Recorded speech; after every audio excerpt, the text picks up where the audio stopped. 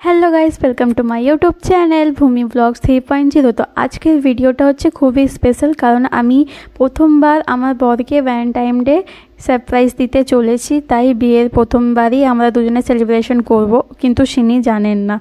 আর আমরা যে আগের ভিডিও দেখেছো, বলছিলাম যে টাইটানে একটা ঘড়ি কিনতে গেছিলাম গিফট দেবো বলে, সেখানে ক্লিপ তুলতে দেওয়া হয়নি, সেই জন্য সেই ক্লিপটা দিতে পারিনি। এখানে তোমরা দেখতেই পারবে। এই যে ও এসেছে, মানে ওকে আমি পুরোপুরি সারপ্রাইজ দিয়েছি। ও কিচ্ছুই জানতো না, কিন্তু আমি এটা জানতাম না যে ওকে সারপ্রাইজ দিতে গিয়ে আমি নিজেই সারপ্রাইজ হয়ে যাব।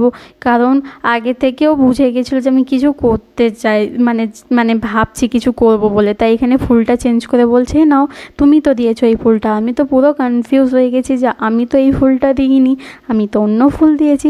তাই বলছে এটা তোমারই ফুল, তোমারই। আমি একটুর জন্য পুরো কনফিউজ হয়ে গেছিলাম। তারপর আমি বললাম যে না মনে এটা আমি দিইনি, এটা তোমার। তারপরে আমি বললাম যে, তারপরে এখানে এক্সচেঞ্জ হলো ফুল আমাদের। তারপরে আমি ওকে বলছিলাম, এ নাও গিফটটা তোমার, যে এটা কি কালকে সবাই বলে দিল।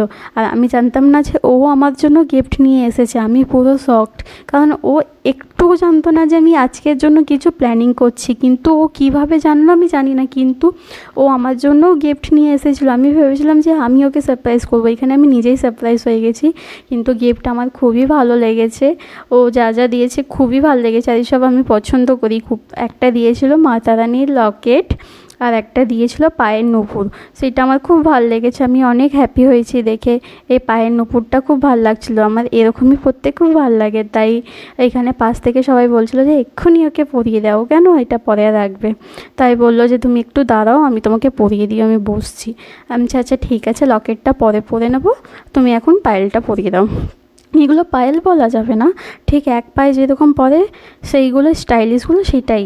তাই এখানে আমি অনেক হ্যাপি আছি। আর বিয়ের পর আমরা দুজনে first time Valentine day celebration করেছি। এর আগে রিলেশনের থেকে কোনো দিনও করিনি, কারণ এইসব বিয়ের আগে কোনো দিনও মন করেনি। এবার একসাথে আছি, খুব ভাল লাগে সব কিছু সেলিব্রেশন করতে। আর এইখানে আমি তারপর বললাম যে এ নাও, এটা হচ্ছে তোমার গিফট। যেটা কি সবাই জেনে গেছিলো, আগের দিন কী হয়েছিল একটু বুঝতে পেরেছে যে আমি ওকে কী গিফট দেবো বলে। আমার ননদ অবুঝে বলে দিয়েছে, তাই ও হাসছিল। এখানে সবাই বলে দিয়েছে, বুঝতে পারে না, তাই ও হাসছিল কথাগুলো ভেবে ভেবে, যে তুমি ভাবলে যে তুমি সারপ্রাইজ রেখেছো, কিন্তু আমি বুঝে গেছি। তাই খুবই সারপ্রাইজ দেওয়ার জন্য না আমাকে অনেক ভেবেচিন্তে দিতে হবে, কারণ আমি কিচ্ছু সারপ্রাইজ প্ল্যান করি ও সে বুঝে যায়, সেইটাই হয় না। তাই বললাম ভালো লাগলো তোমার? তো বললো হ্যাঁ খুব ভালো লেগেছে আমার। তাই সবাই বলছে যখন দাদা পরিয়ে দিয়েছে তাহলে তুমিও পরিয়ে দাও দাদাকে। এই যে ঘড়িটা দেখো, তোমাদের কীরকম লেগেছে বলবে। সে তো খুবই হ্যাপি, দেখতেই পাচ্ছ তোমরা। তাই বললো পরিয়ে দিতে। আমি আচ্ছা ঠিক আছে, আমি পরিয়ে দিচ্ছি, দাঁড়াও।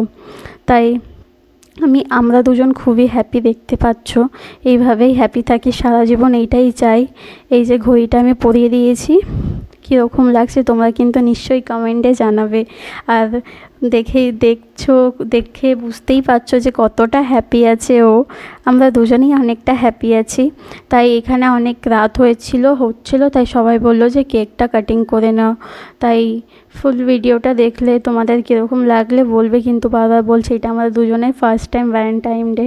তাই খুব খুশি ছিলাম খুব। তাই বললাম যে চলো এবার কেকটা কাটি, সময় হয়ে যাচ্ছে। এই যে ডেকোরেশনটা কীরকম লাগলো সেইগুলোও তোমরা কমেন্টে জানাবে, ঠিক আছে? আর এই যে আমাদের কেক কাটিং হচ্ছে, কীরকম ভাল লাগলো না লাগলো সব কিছু কমেন্টে জানাবে। এখনের জন্য এখানে আমরা কেক কাটিং করছিলাম। তাই কেকটা কীরকম লেগেছে, থিমটা কীরকম লেগেছে, আমাদের কীরকম লাগছে, আমাদের ডেকোরেশনটা, আমার সারপ্রাইজটা কীরকম লেগেছে, সবাই কিন্তু কমেন্টে জানাবে তোমাদের আমার সারপ্রাইজটা কীরকম লাগলো। কারণ আমি সারপ্রাইজ দিতে গিয়ে নিজেই সারপ্রাইজ হয়ে গেছি, প্রথমবারই কথা। আর আমরা অনেক হ্যাপি আছি। তোমরা সবাই এইভাবে আমাদের সাপোর্ট থাকো, এইভাবে আমাদের ভালোবাসা দাও, আমরা আরও আগে যাব। ভিডিও ভালো লাগলে লাইক কমেন্ট সাবস্ক্রাইব করে দিও। বাই।